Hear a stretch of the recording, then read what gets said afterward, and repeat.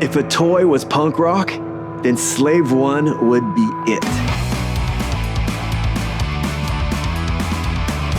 The Slave One toy is steeped in mystery, controversy, and is just one hell of a story. Today, we go over all of it and what to look for if you're on the hunt for one. Let's go.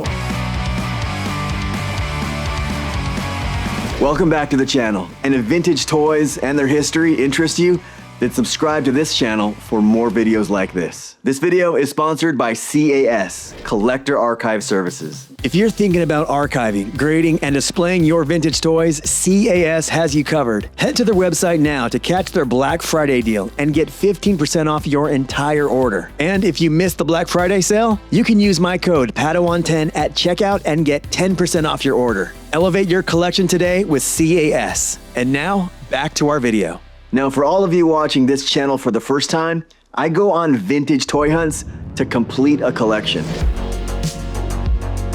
My first run was collecting all the loose Star Wars action figures made from 1977 to 1985. Then the playsets, and now it's the vehicles. And you can watch all those past episodes and catch up to now. But it's not just me collecting and marking them off a list. That would be kind of boring. Instead, it's a chance for all of us to learn about the rich history of these toys, what was happening in that era, and as collectors, how we can get these today and for how much.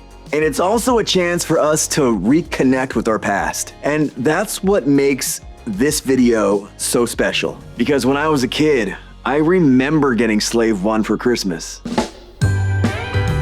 It was 1982, and I was only 5 years old. We spent the night at my grandma's house, and I was super sick that Christmas. We spent the night in the living room where the Christmas tree was. She had an old record player in the living room, the kind that was so big it was the biggest piece of furniture in that room. It was made of highly decorated wood, and it was very majestic. And some of my albums were in there too. My Black Hole record, my Star Wars records, both the soundtrack and the read-along, the Grease soundtrack, which my mom said I played over and over when I was 3 years old. But Bing Crosby and Burl Ives were always the soundtrack to Christmas for me because of being at my grandma's house.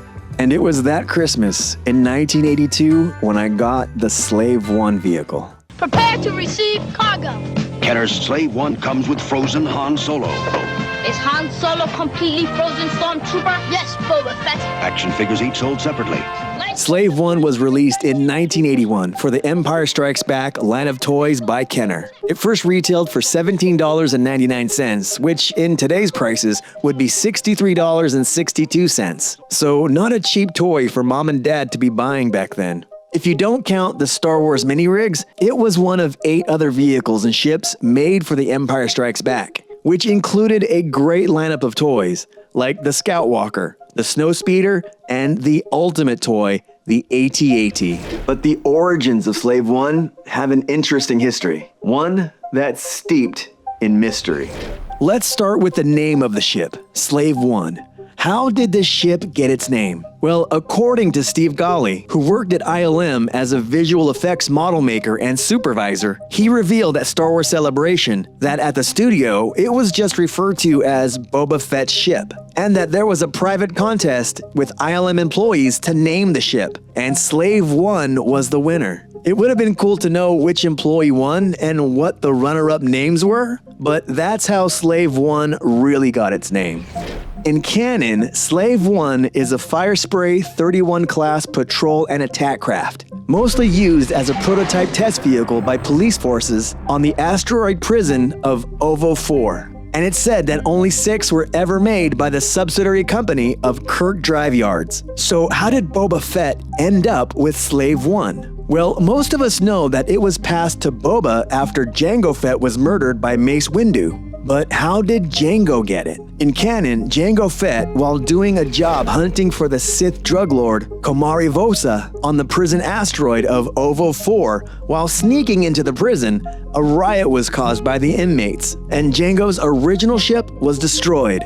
Finding refuge in a hangar bay, Jango stole one of the fire sprays and escaped. It's said that Django was very sentimental about his past and named the ship Slave One, as Django once himself was a slave before he killed his oppressors and became a bounty hunter. Naming his new ship Slave One would be a reminder of his past and one he never wanted to go back to. The early concept drawings for Boba Fett's ship were done by Ralph McQuarrie. For the movie, the original design was created by Nilo Rodis Yamero, who drew inspiration from a radar dish. After some notes made by George Lucas and remodeling by Joe Johnston, the final form was landed on. And Kenner would take the blueprints of this ship to create what would become one of their best-selling toys. Not only was the design faithful to the movie, but the features of Slave One let kids really imagine what it was like to fly around with Boba Fett on his famous ship. And if you were a kid lucky enough to get this in 1981, this is what it would have come with. The original box art stood out on toy shelves, recreating the scene in Empire where Boba Fett takes Han Solo from Bespin. It was only issued in Empire Strikes Back packaging, but was sold at stores until 1983. There's a package variant with a special offer sticker that comes with a backdrop. That one is highly sought after by collectors. And in the 1990s, Hasbro would reuse this tooling for the Power of the Force releases with the updated deco.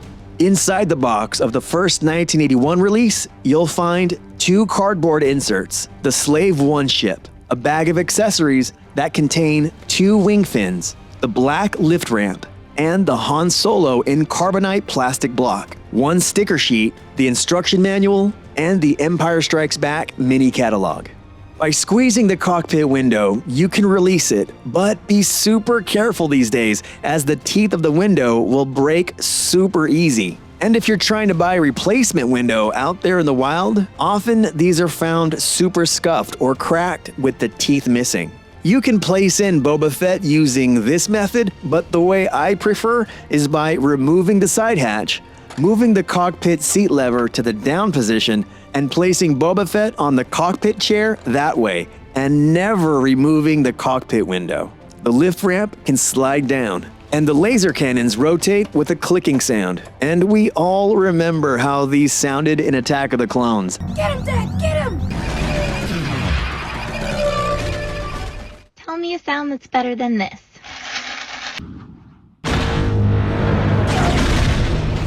Some of Ben Burtt's best work.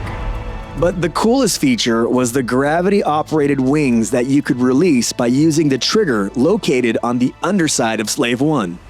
Collecting this brought so many memories back. And yeah, I could have bought this in unused content or a sealed box itself, which is something I still want to do, and I want to send that in to CAS to get graded. But for this one, I really wanted to have that experience where I could touch it, put it on display. I mean, feeling the plastic and hearing those sounds again. I got Slave One at a toy hunt right here in San Diego at Ninja Exchange up in the Carlsbad Mall. This place is great, so if you're ever in San Diego on vacation or for Comic-Con, you have to make this one of your stops while you're here. It's only open on the weekends, but just imagine an empty Target full of vendors that have really cool items at their booths. And that is where I found this. The seller had it in a really nice box and wanted $230 for it. It came complete with the original Han Solo in carbonite, which you have to make sure this is the original that came with it and not the one that was made in the 90s. The one made in the 90s was gray in color, and the 1981 version is black. And the stickers on the carbonite block, they're all there and not peeling off. The window was in great shape, the ramp is there, which is often found missing, and the wings and the laser turrets work. I asked him if he would take an even $200 for it since it was missing the instructions, and he agreed. And it's gonna cost me about $30 to buy the instructions somewhere else. It was missing the cardboard inserts, and I'm on the hunt for one right now. I saw some examples selling with unused content on eBay, and the prices ranged from $1,000 to $1,300. So if you're looking for one in that state, that might be the price range. So let's cross this off our list. Slave One that we got at Ninja Exchange for $200 even, complete with a great looking box. And if you want to get this collecting sheet that I'm using, head to my website at thepadawancollector.com. If you're trying to complete a vehicles run of the Kenner Star Wars releases, Slave 1 is definitely an essential item to get if you want to consider your run complete. And even though this has 0 electronics on it, that's okay. It actually makes it stand the test of time even better. You know, I always thought that Slave 1 was modeled after a boar's head.